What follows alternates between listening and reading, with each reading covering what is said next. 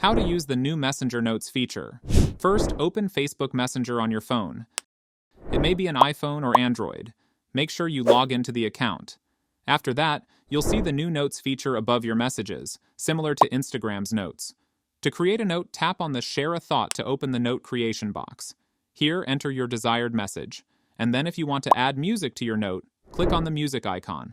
Select the track you want to share. Now adjust the slide bar to your preferred lyrics.